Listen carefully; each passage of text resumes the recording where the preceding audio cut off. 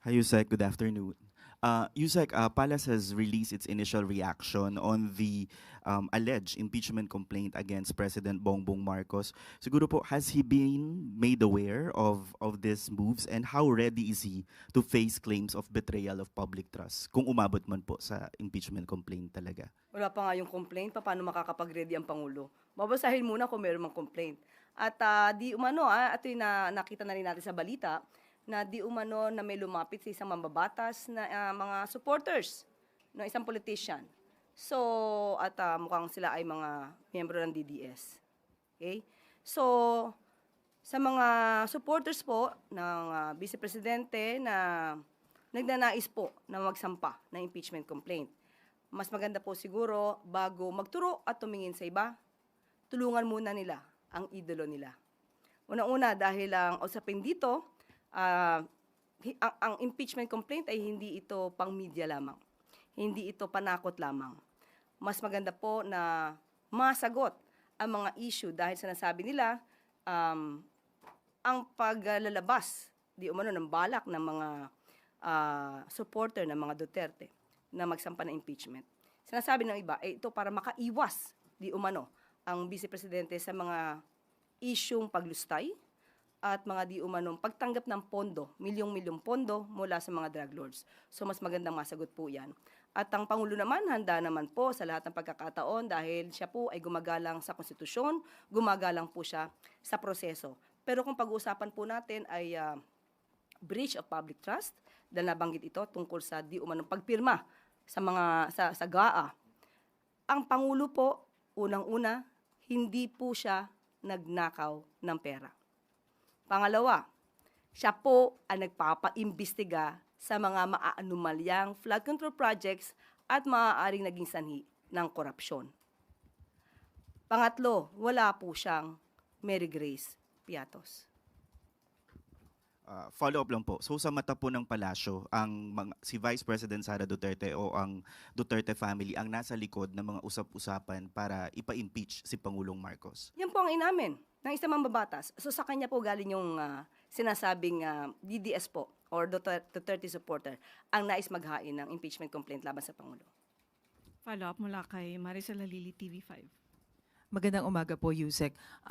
Although your statement is clear, I wonder how confident is the President or Malacanang when it comes po doon sa support ng mga members ng Congress because we all know this is a numbers game. Sa ngayon, tiwala pa rin po ang Pangulo na meron pong pagtitiwala rin sa kanya ang mga mambabatas dahil hindi naman po gumagawa ng kamalian ng Pangulo. Siya pa nga po ang pumortekta, lalong-lalo na ng 2025 budget dahil bago po ma-release ang pondo, kailangan po may conditional implementation at yung tinatawag natin for late release na maraming umalma at ang sinabi pa ito ay First Lady reject. So, pinangalagaan po ng Pangulo ang ating pondo. Kaya sa mga matitino din po at maayos na mga mababatas, alam po natin kung saan sila gagawi. Gagawi sila sa matino at hindi sa mga kurakot. Ma'am, nung first time na lumabas yung issue ng impeachment against Vice President Sara Duterte, it was clear that the President does not want it to push through. Ganun pa rin po ba ang posisyon ngayon ng Pangulo tungkol naman doon sa bantang impeachment against the Vice President? Noong nakaraang linggo po ay nakausap natin mismo ang Pangulo at tinanong natin dyan. Dahil sinabi po natin, tinatanong na po ng MPC kung anong inyong magiging reaksyon sa mga nababalitang magsasampa ng impeachment complaint laban kay sa Vice Presidente. Ang tanging tugon lamang niya sa akin ay kung ano po ang pagtrato sa pag-iimbestiga sa flood control projects, mga anomalyang flood control projects. Ganon din po ang gawing pagtrato sa paggagawa or sa pag-iimbestiga patungkol dito sa impeachment complaint laban kay VP Sara. Sunod na tanong mula kay Alvin Baltasar, Radyo Pilipinas.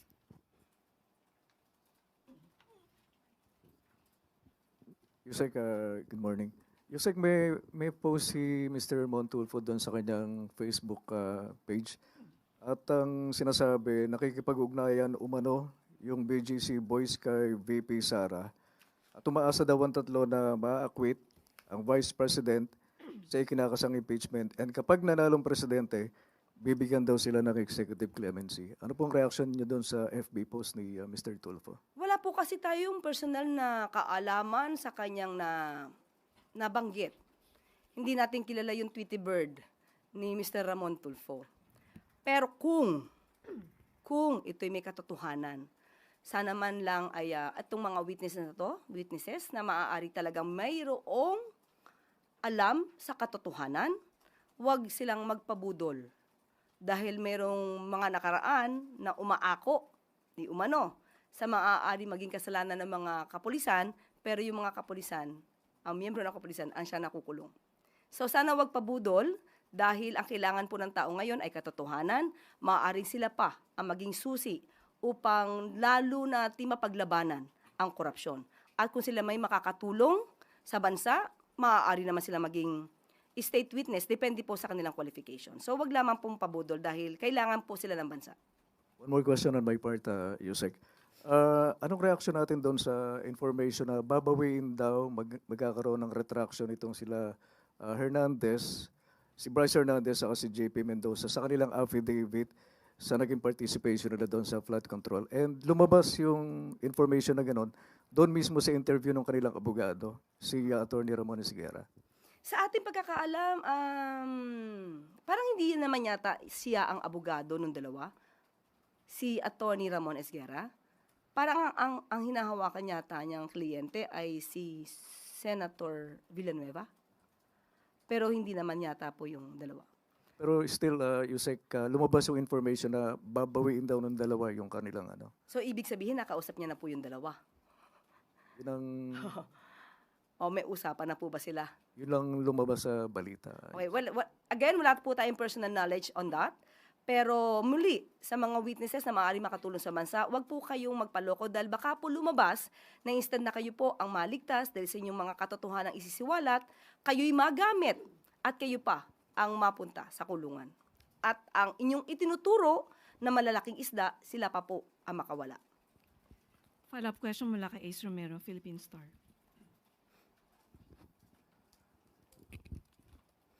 Yusek, may I just go back to your statement quoting the President about the impeachment kay VP Sara. Kung ano man ang pagtrato sa pag-imbestiga sa flood control projects, ganun din ang pagtrato sa pag-imbestiga sa impeachment complaint. May we get an elaboration on that? Ibig sabihin, managot ang dapat managot. Ano po ba ang laging sinasabi patungkol sa mga maanumalyang flood control projects?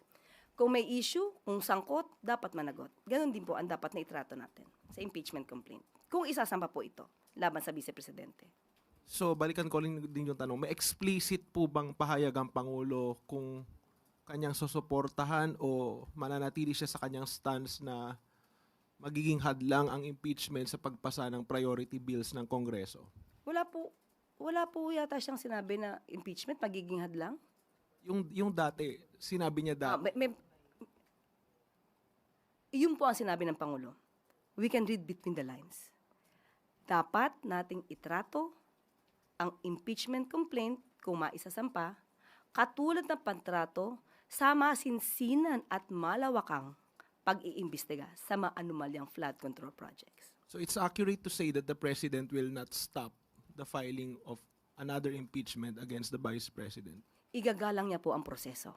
Kung ang prosesong yan ay dapat masampa ayon sa mga ebidensya, igagalang po ng Pangulo ang proseso. Gangster, you know, we do that better than anybody. I bet you got it twisted, you don't know who to trust. So many player hating niggas trying to sound like us.